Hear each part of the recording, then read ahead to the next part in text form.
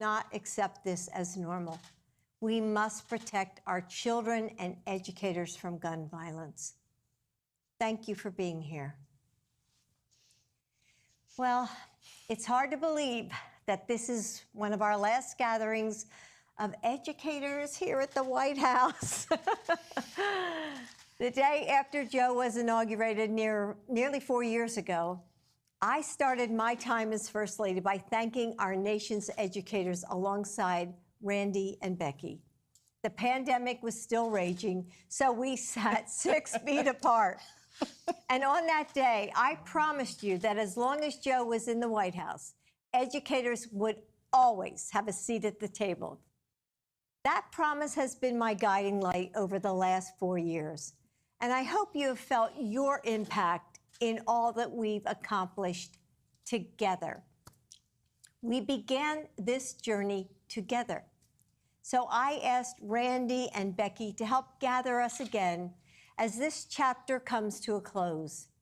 And my message to you is simple. Thank you. Over the last 4 years, we've built an even stronger education system in this country. And it took all of us, because policies don't work unless we implement them in our classrooms. And our schools don't transform lives without educators who are dedicated to this calling. So thank you. Thank you for opening your hearts and your classrooms to me all across the country, for joining me for the first ever Teachers of the Year state dinner here at the White House, which I loved. Awesome. For coming together during the last election, using your teacher voice to organize and get out the vote. And I know that you will continue to push our nation forward in a way that only teachers can, making sure that our students are front and center. And Joe and I will be there with you every step of the way. Most of all, I want to thank you for devoting your lives to our nation's students through the good days and the tough ones, through setbacks and breakthroughs, through careful lesson plans and all the surprises that we could never plan for. Being your First Lady has been the honor of my life, but being your colleague has been the work of my life. Last Thursday, I taught my last class of the semester and my final class ever at Northern Virginia Community College. I will always love this profession, which is why I continue to teach full-time while serving as your First Lady. And I couldn't have done it without the love and support of fellow educators. At every turn, you have stood by my side, lifted my spirits, and helped me remember that we're in this together. And I will always be grateful to those who lead us forward. Becky, thank you for being a bold champion of students and educators, and for encouraging them to become change makers too. You helped us set our sights on a brighter future and show us how to fight for every inch of progress.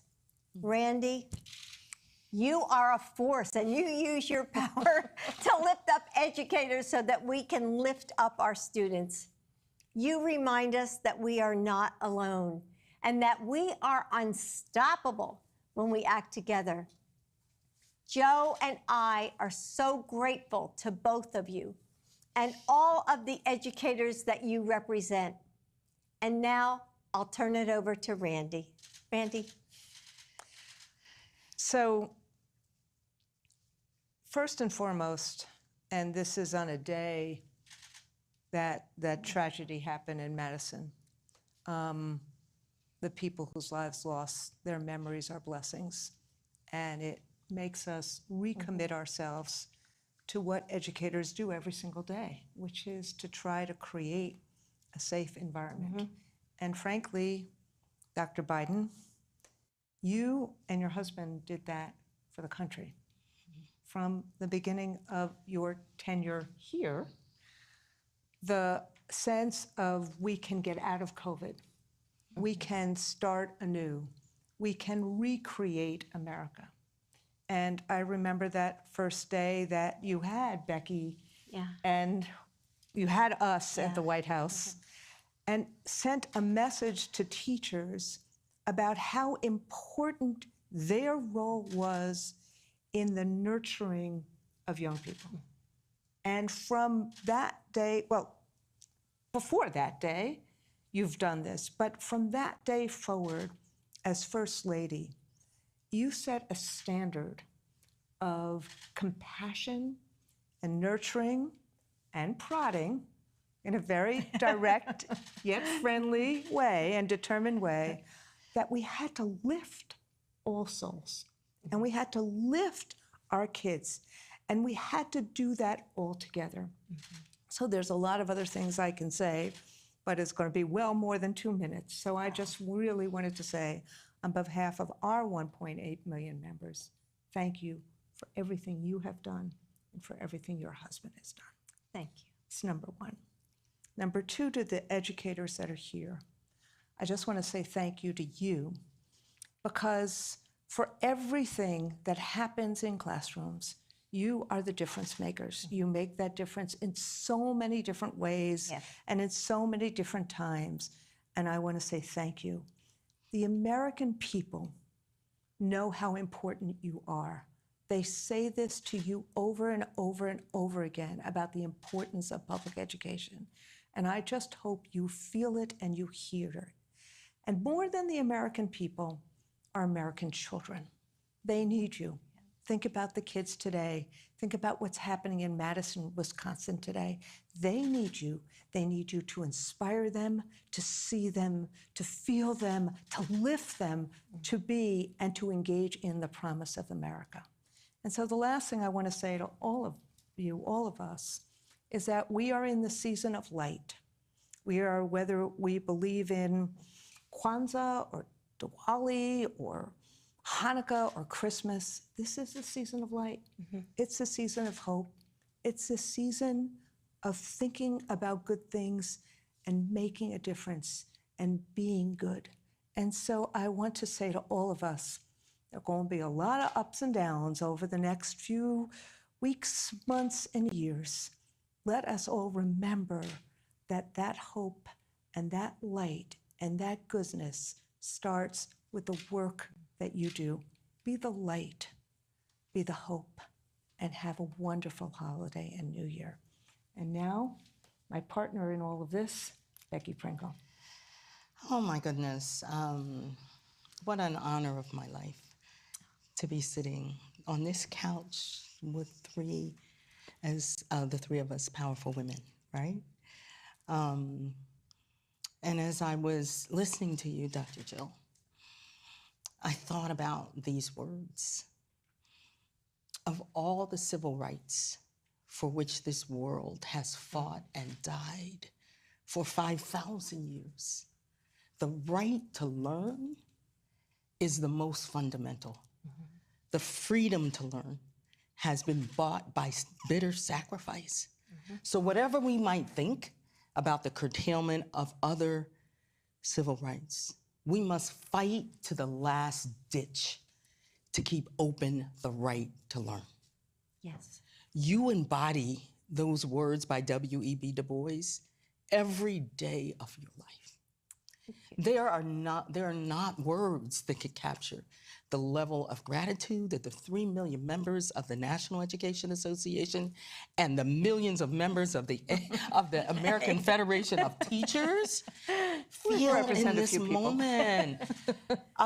You, from the start, you started out by saying you invited us the day after President Biden took the oath of office. We were there with you. And you promised us that we would partner throughout your tenure, and that's exactly what you did. Every step of the way, whether we work together on the bipartisan Safer Schools Communities Act, which we knew at the time we had more work to do, and the tragedy in Wisconsin today is evidence of that.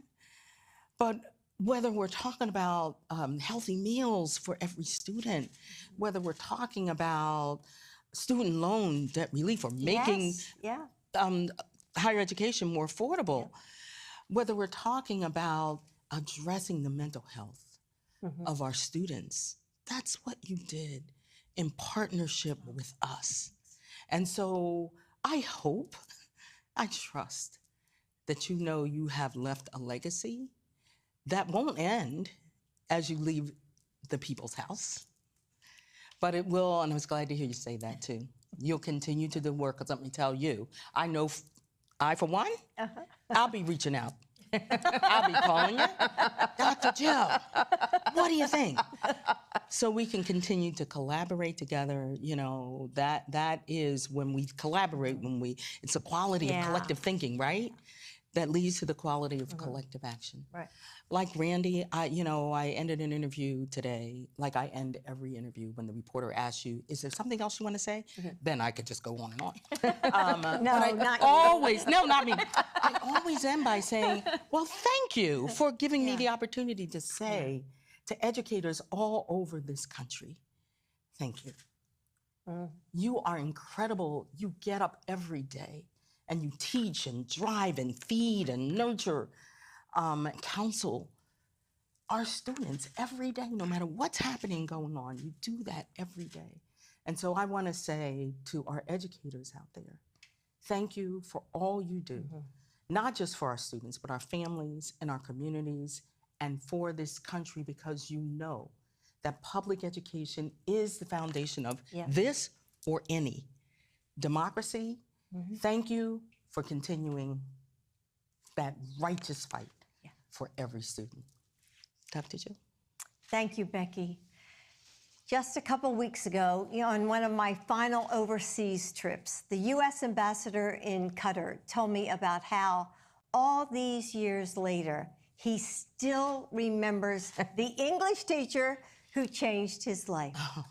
And all of us have someone we credit for creating an inflection point in our lives.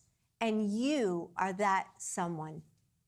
Every day, you see something in your students, a spark of passion, a glimmer of talent, and you say, don't let the world miss out on your light. Thanks to you, light shines out of your classrooms. Every student a sunray of your legacy. We don't always see how far that light travels, but right now, someone out there is standing a little taller because you helped them find the confidence they needed. Someone is working a little harder because you pushed them to try. Someone is braver because you helped them find their courage. And someone has become a teacher and a mentor to their own students because all of us are in links in an endless chain of educators. And while the world shifts under our feet, we will always have each other. So right now, more than anything else, my message to you is this: lean on each other, be each other's strength, and never forget the power of education to transform lives.